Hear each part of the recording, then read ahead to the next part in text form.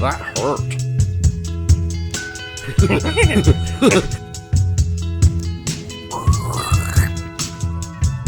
More verticality.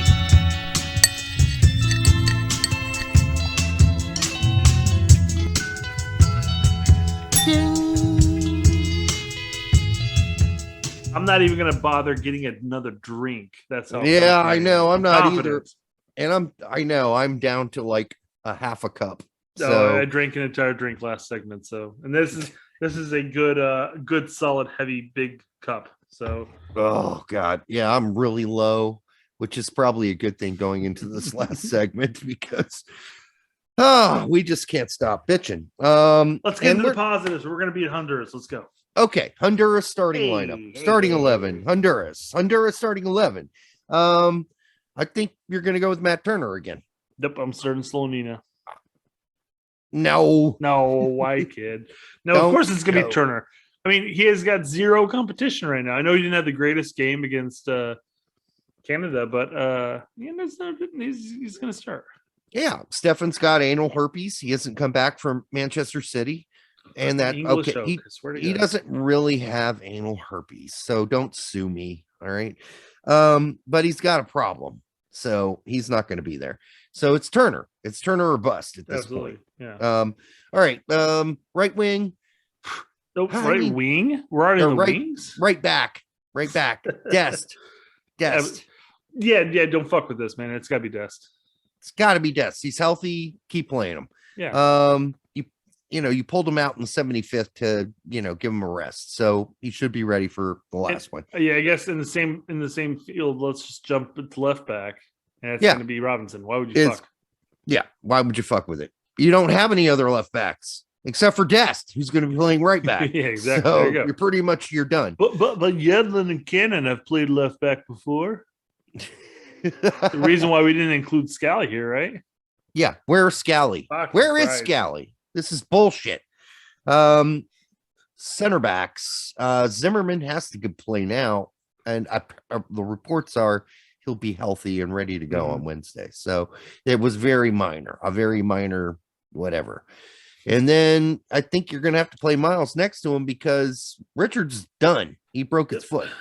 Richards definitely out. So yeah, even if Richards didn't hurt his foot, he would probably not be starting this match, and it would probably be Zimmerman and Robinson. Because I feel like this is Berhalter's plan from the get-go, is to rotate the center backs, his three center backs that he feels confident with. I don't think he would have rotated him if Zimmerman wasn't hurt. I don't think he would have. I haven't heard anything of Zimmerman hurt until you brought this anal herpes thing up. No, the anal herpes is Stefan. Sure. Stefan. Yeah. No, Zimmerman. Yeah, he had. It was in the presser today after the game with Gregg. They're like, sounds hey, like an excuse ready to give him. Why didn't Zimmerman play? And he's like, Zimmerman has a left testicle strain. See, that's exactly what he said last time. And that's what I'm saying. I'm chalking this up as a hoax, But it's true. I mean, he was apparently injured. Left testicle. I agree. Yeah. And you can't play with that because when you bounce around when you play, it hurts. Let's see where we've done the back four. We're the defensive midfielder. No Adams. Probably not. Best guess. No Adams. Now, if this changes by the time this comes out, folks, do not string us up. And trust us, if Adams is healthy, he's starting.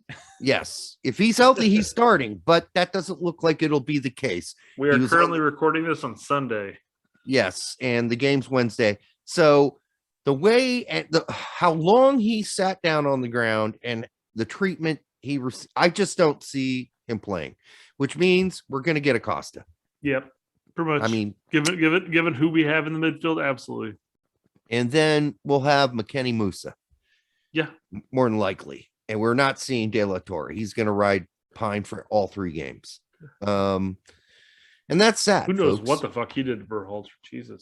I don't know, but I wouldn't mind throwing De La Torre in for Musa for a game. Why not? I mean, again, Musa's been absent for the past two games. You might as well try it. Yeah, I mean, I think Manuel on our show today with Tactical said I didn't even know he was on the field. And we said it too. Yeah. Same thing.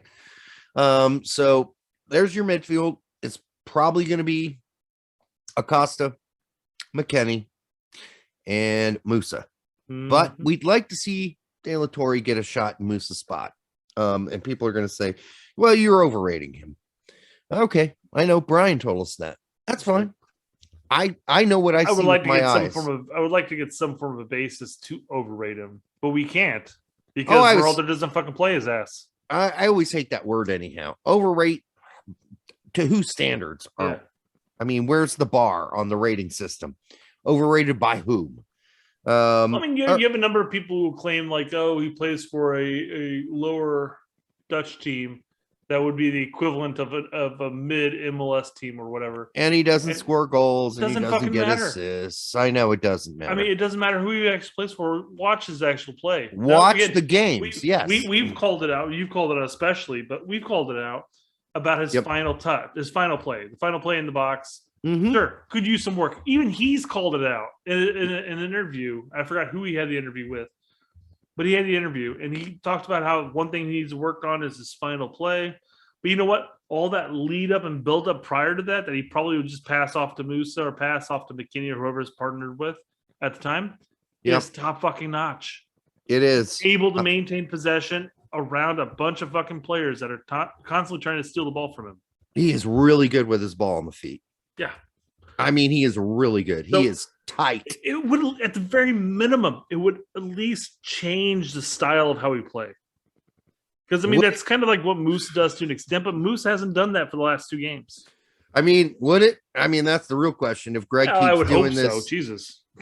If Gregg keeps playing this constipated soccer, I don't know.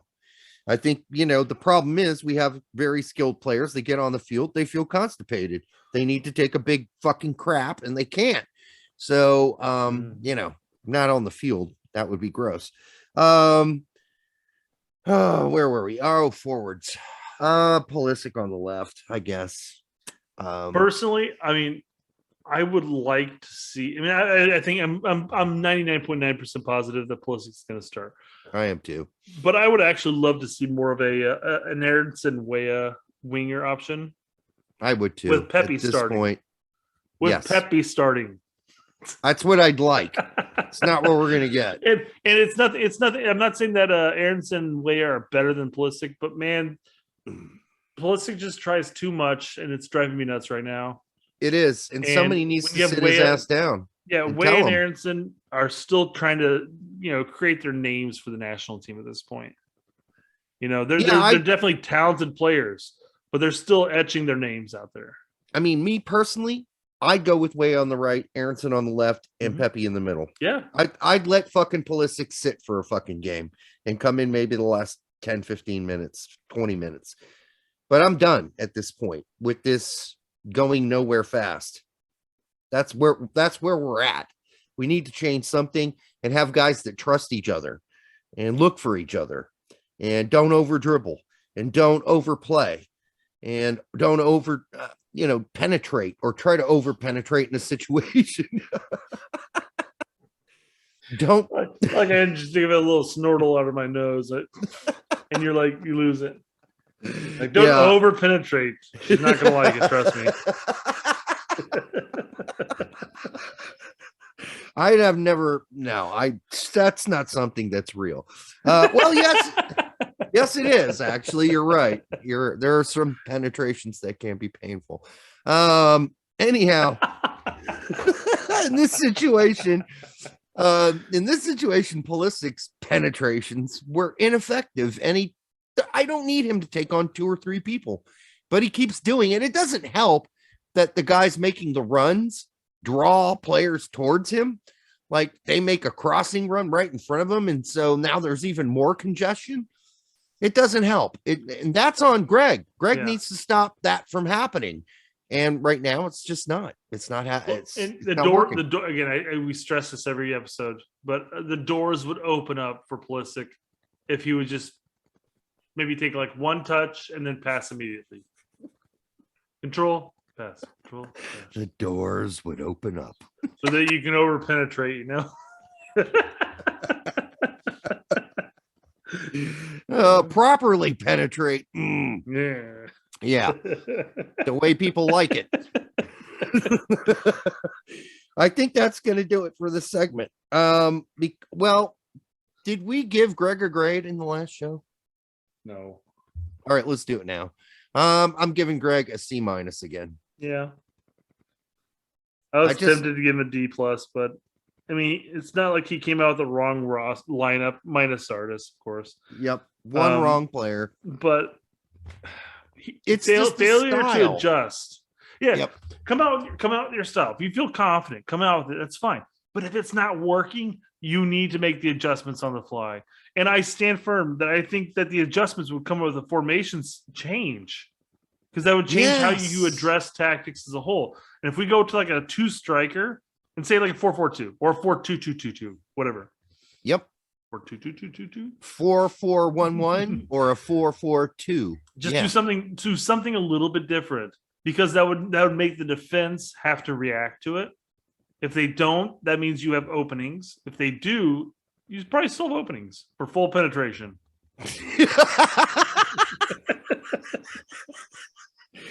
The more openings that you can provide the players, the better. Players need openings. And yeah, so it's really unfortunate that, Gregg is just not really good at creating openings. He's a bad pimp, essentially. And this is just not working. But the problem, and then he makes no real adjustments until 76 minutes in the game when we start playing desperation ball. And then we go down to 10 players and we have the possession. Oh, by the way, I have to say this. The worst hoofed up ball in that whole group of hoofed up balls. And Robinson made some ones that are like, okay, that was somewhere near somebody, but close enough. Was Acosta's hoofed ball. It was to absolutely no one and almost went out of bounds on the right.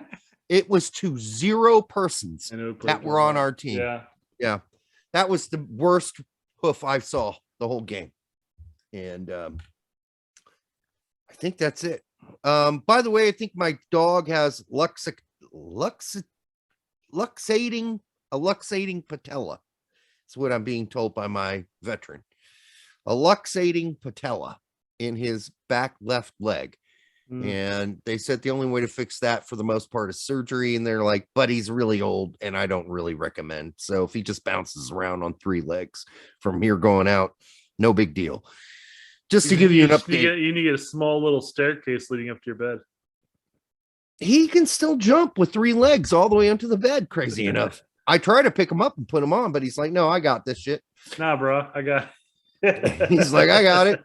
No worries. And I'm like, God damn it. I'm going to try to pick you up. He's like, nah, got it. Boom, up. So that's a Gizmo update. And by the way, it's off and on now.